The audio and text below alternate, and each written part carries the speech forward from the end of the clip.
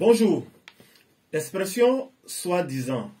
Nous avons déjà vu que cette expression était toujours invariable et le soi s'écrit S-O-I sans T.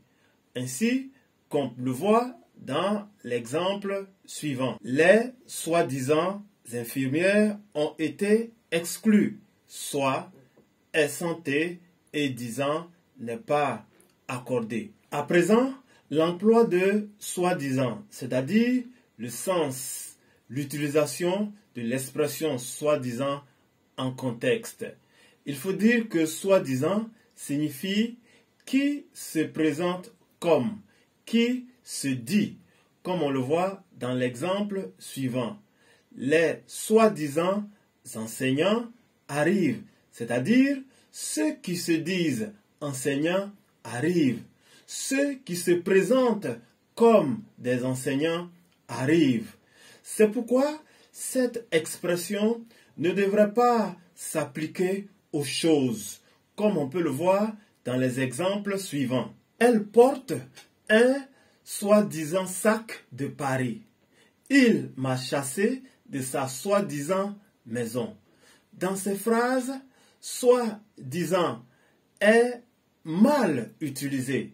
Dans la première phrase, un soi-disant sac est impropre.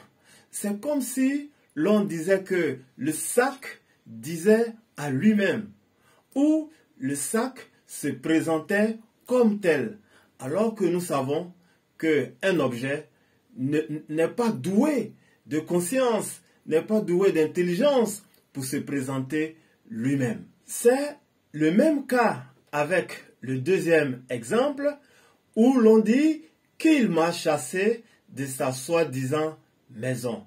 Ici, la maison ne peut pas se présenter elle-même, la maison n'étant pas un être, n'ayant pas de conscience.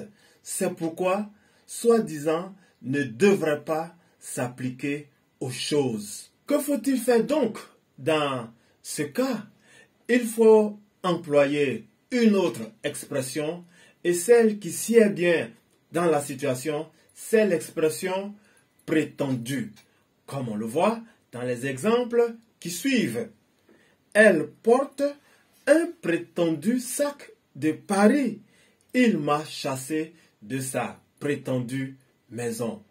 Comme quoi, nous devons utiliser soi-disant de façon pertinente et nous devons retenir qu'il ne devrait pas être employé, appliqué aux choses.